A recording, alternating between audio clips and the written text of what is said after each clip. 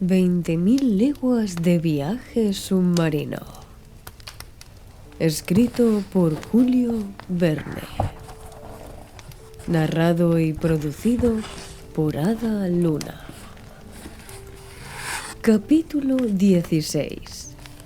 Paseo en la llanura. Esta cabina era, propiamente hablando, el arsenal y el vestuario del Nautilus. Una docena de escalafandras colgadas en la pared esperaban a los expedicionarios. Ned Land, al verlas, manifestó una repugnancia invencible a ponerse una de ellas. «Mi querido amigo Ned», le dije, «los bosques de la isla Crespo son bosques submarinos». «Bueno», dijo el ballenero, que perdía sus ilusiones y veía desvanecerse sus sueños de carne fresca. «¿Y usted, señor Aronnax, va a atreverse a ponerse uno de esos trajes?» «Es necesario, señor Ned». «Es usted libre, señor», respondió el arponero encogiéndose de hombros. «Por lo que a mí respecta, a menos que se me obligue, no me pondré ninguno de esos trajes». «Nadie le va a forzar, señor Ned», dijo el capitán Nemo. «¿Y Conseil? ¿Va a correr esos riesgos?», preguntó Ned. «Yo sigo a mi señor a todas partes donde él vaya», respondió Conseil. Llamó entonces el capitán y se presentaron dos hombres de la tripulación para ayudarnos a vestir aquellos pesados trajes impermeables, hechos de caucho sin costuras y preparados de tal manera que pueden soportar considerables presiones. Se hubiera dicho que era una armadura a la vez elástica y resistente. Aquellos trajes formaban pantalón y chaqueta unidos, terminando el pantalón con unas botas muy fuertes guarnecidas de pesadas suelas de plomo. El tejido de la chaqueta estaba reforzado por laminillas de cobre que formaban en el pecho una coraza, defendiéndolo contra la presión de las aguas y dejando que los pulmones funcionaran con libertad. Las mangas terminaban en forma de guantes que permitían todos los movimientos de la mano. Mucha distancia había, como se ve, de estas escafandras perfeccionadas a los trajes informes, como corazas de corcho sobre blusas, cofres, etc., que fueron inventados y precocinados en el siglo XVIII. El capitán Nemo, uno de sus compañeros, especie de Hércules que debía tener una fuerza prodigiosa, Conseil y yo nos enfundamos perfectamente a aquellos trajes de escafandra.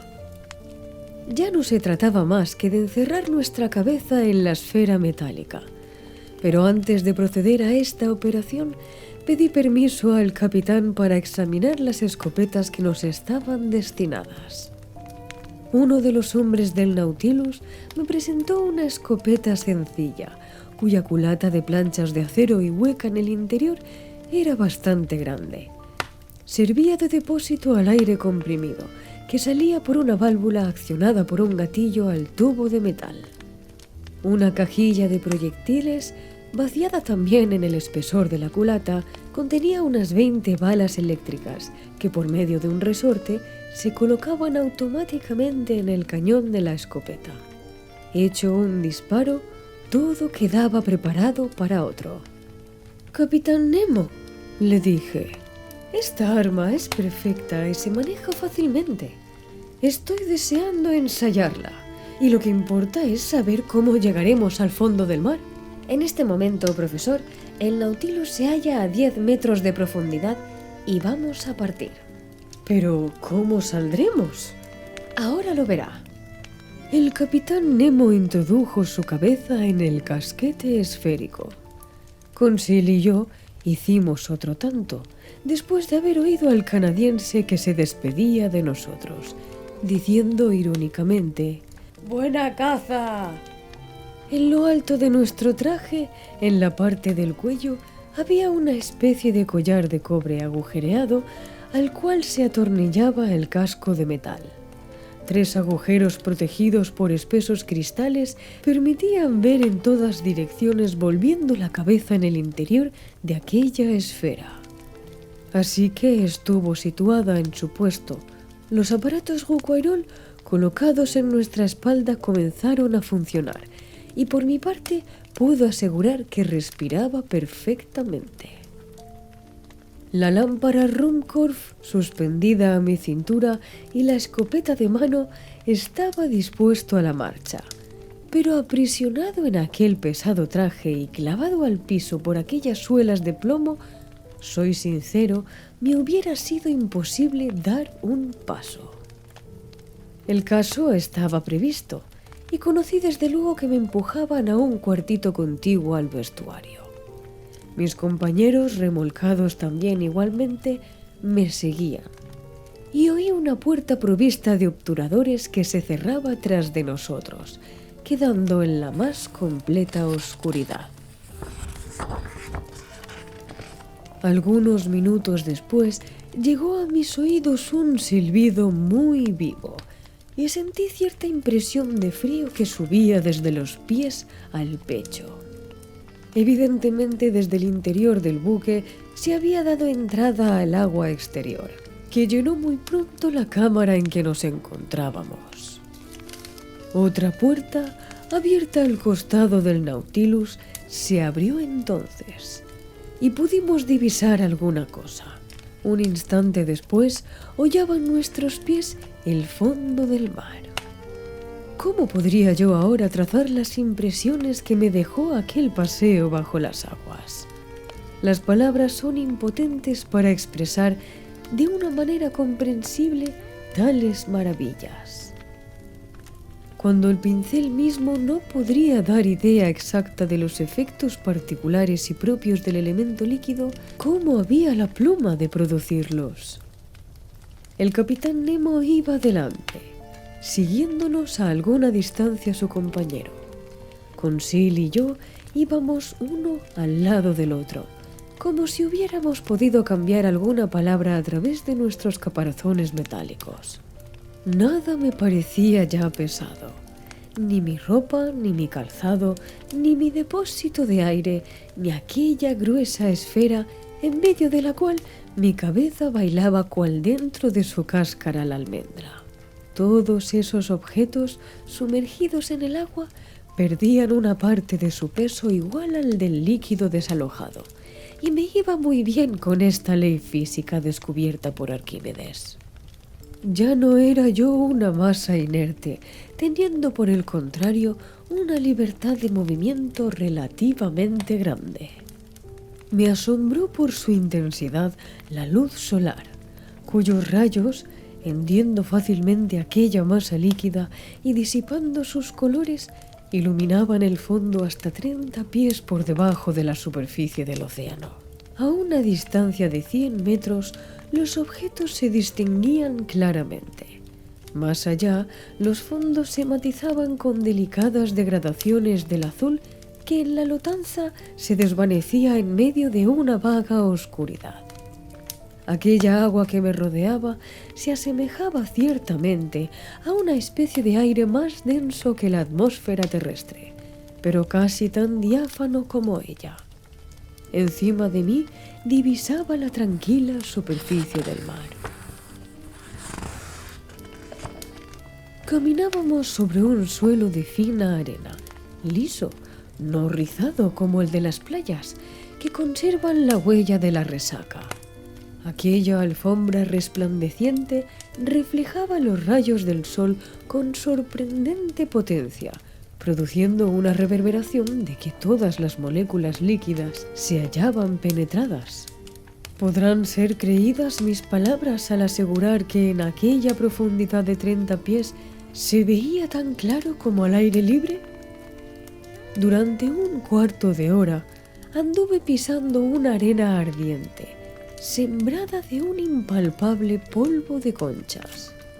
El casco del Nautilus, dibujado como un largo escollo, se alejaba de nuestra vista paulatinamente, pero su fanal, cuando llegara la noche, debía facilitar nuestro regreso a bordo, proyectando sus rayos luminosos con perfecta nitidez. Efecto difícil de comprender para quien solo en tierra ha visto esas ráfagas blanquecinas de la luz eléctrica tan vivamente pronunciadas. Allí, el polvo que fluctúa por la atmósfera les da la apariencia de una niebla luminosa. Pero sobre el mar y dentro del mar, esos detalles se transmiten con incomparable pureza. Entretanto, seguíamos andando, sin que la vista alcanzase al parecer los límites de aquella extensa llanura de arena.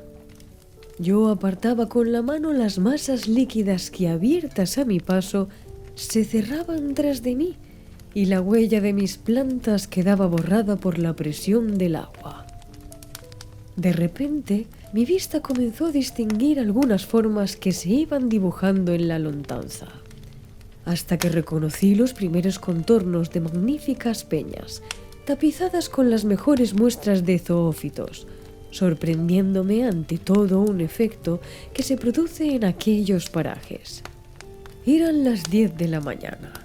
Los rayos del sol herían la superficie de las aguas en un ángulo bastante oblicuo, y al contacto de la luz, descompuesta por la refracción como a través de un prisma, flores, rocas, plantas, conchas, pólipos se matizaban en sus bordes con los 7 colores del espectro.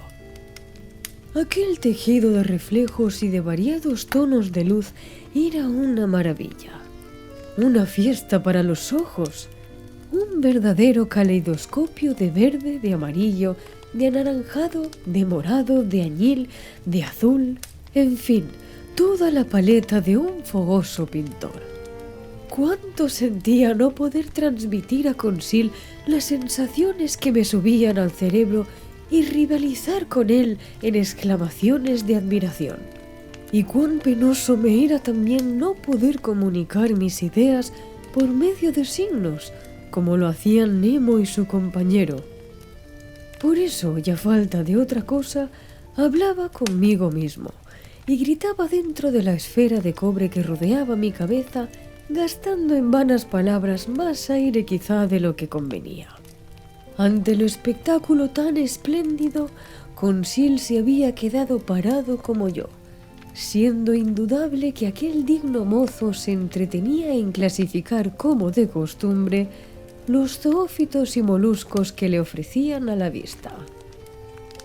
Los isidos variados, las cornularias, que viven en aislamiento, las aglomeraciones de oculinas vírgenes, designadas antiguamente con el nombre de coral blanco, las fungias erizadas en forma de hongos, las anémonas, adheridas por su disco muscular, figuraban un cuadro de flores sembradas de pórpitas, adornadas con su gorguera de tentáculos azulados, de estrellas de mar imitando constelaciones sobre la arena, y de asterófitos verrugosos, finos encajes bordados por la mano de las náyades y cuyos festones se mecían bajo las blandas ondulaciones provocadas por nuestros pasos. Experimentaba yo un profundo pesar al aplastar bajo mis pies los brillantes ejemplares de moluscos que cubrían el suelo a millares.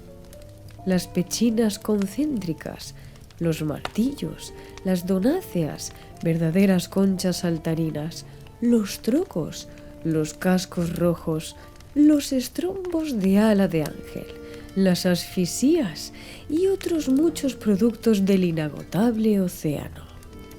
Pero era necesario andar y seguíamos adelante, mientras que por encima de nosotros nadaban tropeles de fisalías, dejando que sus azulados tentáculos flotasen como una estela. También bogaban medusas, cuyas hombreras opalinas o de color de rosa pálido, festoneado con una raya azul, nos abrigaba de los rayos solares, y pelagias panópiras, que en la oscuridad hubieran derramado por nuestro camino brillos fosforescentes. Todas estas maravillas contemplé en el espacio de un cuarto de milla, sin pararme casi nada y siguiendo al capitán Nemo que me hacía señas para que anduviese. La naturaleza del suelo empezó a modificarse. A la llanura de arena sucedió una capa de cieno viscoso, que los americanos llaman OAS, compuesto únicamente de conchas silíceas o calcáreas. Recorrimos después una pradera de algas, plantas pelágicas que las aguas no habían arrancado todavía y cuya vegetación era muy frondosa. Aquel césped de tejido menudo y suave bajo el pie hubiera rivalizado con las alfombras más blandas, labradas por la mano de los hombres. Y al mismo tiempo que el verdor se desplegaba por donde pisábamos, no nos abandonaba tampoco por encima de nosotros. Cruzábase en la superficie de las aguas un ligero dosel de plantas marinas, clasificadas en esa exuberante familia de las algas, de la cual se conocen más de 2000 especies. Yo veía ondular largas cintas de fucos, globulosos unos, tubulados otros. Cladóstefos de delicada hoja, rodíbenas palmeadas, semejantes a abanicos de cactus. Observé que las plantas verdes se mantenían más cerca de la superficie del mar, mientras que las encarnadas ocupaban una profundidad media, dejando que las hidrólitas negras o pardas formasen los jardines y cuadros de las capas más remotas del océano. Esas algas son ciertamente un prodigio de la creación, una de las maravillas de la flora universal. Esta familia produce a la vez los más pequeños y los mayores vegetales del globo. Pues así como se han contado 40.000 plantitas de esas en el espacio de 5 milímetros, así también se han recogido fucos cuya longitud pasaba de 500 metros. Como cosa de hora y media había transcurrido desde nuestra salida del Nautilus, y eran cerca de las 12, como lo indicaba la perpendicularidad de los rayos solares que ya no se refractaban. La magia de los colores fue desapareciendo, y los matices de la esmeralda y del zafiro se borraron de nuestro firmamento. Los ruidos más insignificantes se transmitían con una velocidad a la cual no está acostumbrado el oído en tierra. Y es porque mejor vehículo que el aire para el sonido es el agua, en la cual se propagan con cuádruple rapidez. En aquel momento el piso fue descendiendo con pronunciado declive y la luz adquirió un matiz uniforme. Llegamos a una profundidad de 100 metros, bajo una presión de 10 atmósferas que, sin embargo, no me molestaba, a causa de las buenas condiciones con que estaba construida mi escafandra. Solamente sentía cierta incomodidad en las articulaciones de los dedos, que tampoco tardó en desaparecer. En cuanto al cansancio que este paseo de 2 horas debía producir, bajo un ropaje a que no estaba acostumbrado, era nulo, porque mis movimientos, ayudados por el agua, se efectuaban con sorprendente facilidad. Llegado a esta profundidad de 350 pies, yo percibía aún los rayos solares, pero débilmente. A su brillo intenso había sucedido un crepúsculo rojizo, término medio entre el día y la noche. Veíamos, sin embargo, lo suficiente para guiarnos sin que fuera todavía necesario poner en actividad los aparatos Ruhmkorff. Detúvose entonces el capitán Nemo, y aguardando que le hubiese alcanzado, me mostró con el dedo algunas masas oscuras que se vislumbraban a corta distancia entre la sombra. Pensé que aquella sería la selva de la isla Crespo, y no me equivoqué. Y hasta aquí la lectura de hoy. Espero de todo corazón que hayas disfrutado de este capítulo. Si ha sido así, te invito amablemente a que lo dejes en los comentarios y que te conviertas en uno de nuestros mecenas a través de Patreon. Puedes hacerlo suscribiéndote a nuestra página patreon.com/, /Moonlight Radio 3. Mi nombre es Ada Luna. Por ahora, aquí me despido, pero nos veremos muy pronto en el próximo capítulo. Gracias por la escucha.